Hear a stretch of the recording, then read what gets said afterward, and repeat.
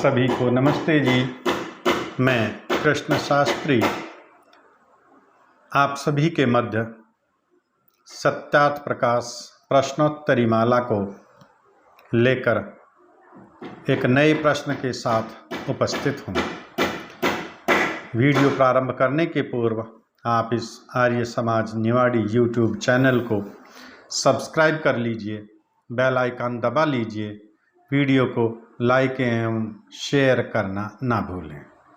आज का प्रश्न सत्यार्थ प्रकाश सप्तम समोल्लास से जीव के विषय में, आत्मा के विषय में है। प्रश्न है, जीव स्वतंत्र है व परतंत्र? जो लोक में मान्यता है, समाज में जैसा देखा जाता है, ऐसा माना जा रहा है कि हम सब परतंत्र ही हैं, किसी भी कार्य को करने में हम स्वतंत्र नहीं। क्योंकि ऐसा कहा जाता है जैसा जैसा लिखा है वैसा वैसा जीव को करना है। ऐसा ही लिखा हुआ था। किसी के साथ कोई दुर्घटना हो जाए, हम कहेंगे ऐसा ही होना लिखा था। किसी ने किसी की हत्या कर दी, इसके भाग्य में ऐसा ही लिखा था, ईश्वर ने पहले ही लिख दिया था, अमुक स्थान पर अमुक समय में अमुक व्यक्ति की हत्या करेगा। तो वह परतंत्र हो गया, स्वतंत्र कहां हुआ? और जब परतंत्र हो गया तो फिर कर्म फल का उत्तरदायित्व भी नहीं बनेगा, क्योंकि जो स्वतंत्रता से कार्य करता है कर्म फल उसी को दिया जा सकता है। और शास्त्र का सिद्धांत भी है, शास्त्र कहता भी है स्वतंत्र कर्ता। जो कार्य करने में स्वतंत्र है उसी को हम कर्ता कह सकते हैं।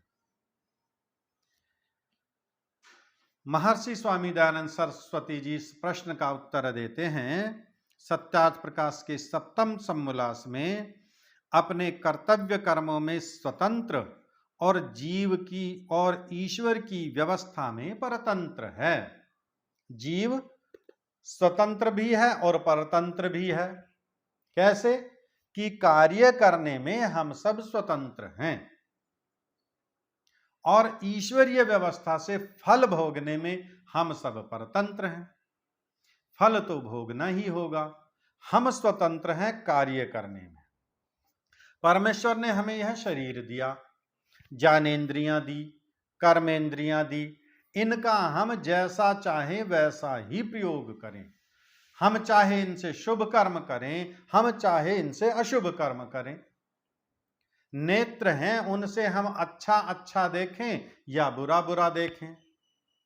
कान हैं, उनसे हम शुभ शुभ वेद वाणी को सुने या किसी की निंदा चुगली बुराई सुनते रहें।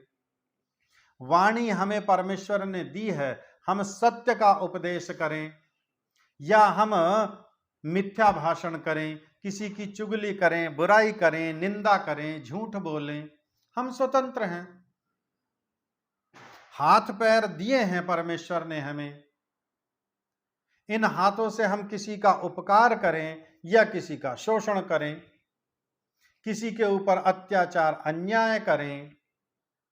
परमेश्वर ने हमें पैर दिए हैं, इन पैरों से चल करके हम अच्छे अच्छे सत्संगों में जाएं, परिश्रम पुरुषार्थ करने के लिए जाएं, या इन पैरों से हम चोरी करने के लिए जाएं, किसी का अहित करने के लिए जाएं, समाज राष्ट्र के उत्थान में परिश्रम पुरुषार्थ करने के लिए जाएं, या व्यभिचार अत्याचार अन्याय करने के लिए जाएं, हम स्वतंत्र हैं।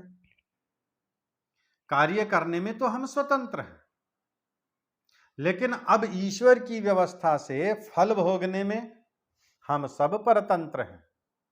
परमेश्वर न्यायकारी है, वह निश्चित रूप से हमारे कर्मों का यथावत फल देता है और जैसा जैसा हम कर्म करते हैं उसी के अनुरूप परमेश्वर हमें अगला शरीर देगा। वह मनुष्य का शरीर हो, पशु का शरीर हो, पक्षी का शरीर हो, कीट पतंगों का शरीर हो, वृक्ष आदि का शरीर हो, कोढ़ी कंगले का शरीर मिले, धनाढ्य परिवार में जन्म हो या निर्धन परिवार में जन्म हो, सात्विक परिवार में जन्म हो या दुष्ट राक्षसों के घर में जन्म हो, हम सब परतंत्र हैं। फल में हमारा कोई अधिकार नहीं। उस फल को जो परमेश्वर हमें देगा हमें स्वीकार करना ही होगा। हम नहीं कह सकते हम चिट्टी बनना नहीं चाहते, हम कुत्ता बनना नहीं चाहते, हम बंदर बनना नहीं चाहते, हम मछली बनना नहीं चाहते, हम तो मनुष्य ही बनना चाहते हैं। यहां पर आपका वश नहीं चल सकता, क्योंकि परमेश्वर की व्यवस्था से हम सब परतंत्र हैं। वहां पर हमारा कोई अधिकार नहीं चल सकता। अब दूसरा प्रश्न है कि स्वतंत्र किसे कहते हैं। यदि हम स्वतंत्र हैं तो हम समझ तो लें कि स्वतंत्रता है क्या और स्वतंत्र कौन है, हम किस प्रकार स्वतंत्र हैं। कहते हैं जिसके अधीन शरीर, प्राण, इंद्रिय और अंतःकरण आदि हों। अंतःकरण अर्थात बुद्धि, मन, अहंकार, ये सब जिसके अधीन हो वो सब स्वतंत्र हैं। तो यह शरीर हमारे अधीन है, हमारी जो इंद्रियां हैं, कर्मेंद्रियां, ज्ञानेंद्रियां हमारे अधीन हैं। हम चाहे उनसे शुभ कर्म करें, चाहे उनसे अशुभ कर्म करें। अंतःकरण हमारा है, अहंकार, चित्त, मन, बुद्धि हमारा है, हम उसे शुद्ध रखें या अशुद्ध रखें। मेरा शरीर मैं इसे मलिन रखूं या मैं इसे पवित्र रखूं, ये मैं स्वतंत्र हूं। आप देखते हैं प्राय अनेकों व्यक्ति ऐसे हैं जो स्नान आदि नित्य करते हैं, वस्त्र उनके स्वच्छ रहते हैं, अंजन मंजन नित्य करते हैं, बिना हाथ पैर धोए भोजन आदि नहीं करते हैं। एक व्यक्ति ऐसे भी हैं, ना मंजन करते हैं, न ब्रश करते हैं, न स्नान आदि करते हैं, न वस्त्र स्वच्छ रखते हैं, मलिनता में रहते हैं। वो भी स्वतंत्र हैं, ये भी स्वतंत्र हैं। वो शरीर को स्वस्थ रखें या मलिन रखें, अंतःकरण को हम शुद्ध रखें, पवित्र रखें या मलिन रखें, हम सब स्वतंत्र हैं। इसी का नाम स्वतंत्रता है। और जो स्वतंत्र ना हो तो उसके पाप पुण्य का फल कभी प्राप्त नहीं हो सकता। यदि स्वतंत्र ना माने तो फिर इसके पाप पुण्य का फल कौन भोगेगा। जैसे सेनाध्यक्ष है और सैनिक को आदेश दिया सीमा पर जाकर के खड़े हो जाओ, और यदि उधर से कोई घुसपैठ करे तो तुरंत गोली मार दो। शत्रु की सेना में से कोई सैनिक आया, उसने घुसपैठ करने का प्रयास किया, उस सैनिक ने तुरंत उसको शूट कर दिया, गोली मार दी। सैनिक को दंड नहीं मिलेगा, क्योंकि वो आज्ञा थी सेनाध्यक्ष की, सीमा पर खड़ा था और उसको आदेश दिया गया था यदि कोई सीमा में अनाधिकृत प्रवेश करे तो उसको आप गोली मार दो, क्योंकि वह स्वतंत्रता से कार्य नहीं कर रहा था, उसको आदेश मिला था ऐसा ही करने का। यदि हम सबको परमेश्वर ने ऐसा ही आदेश दे रखा है कर्म करने का, तो फिर हम फल क्यों भोगें। फल परमेश्वर भोगे, लेकिन हम देखते हैं फल तो हमें भोगना। इसलिए अंतःकरण हमारे अधीन है, शरीर हमारे अधीन है, ज्ञानेंद्रियां, कर्मेंद्रियां, प्राण, अंतःकरण सब हमारे अधीन हैं, तो हम स्वतंत्र ही हैं। लेकिन हम केवल कर्म करने में स्वतंत्र हैं। परमेश्वर ने हमें स्वतंत्रता दी है, स्वच्छंदता नहीं दी है। नियम बना करके दिया, वेदानुकूल आचरण करो, वेद के अनुसार आचरण करोगे तो सुख मिलेगा, वेद के विरुद्ध आचरण करोगे तो दुख मिलेगा। हैं हम स्वतंत्र कार्य करने में, परमेश्वर रोकेगा नहीं, बता दिया मार्ग।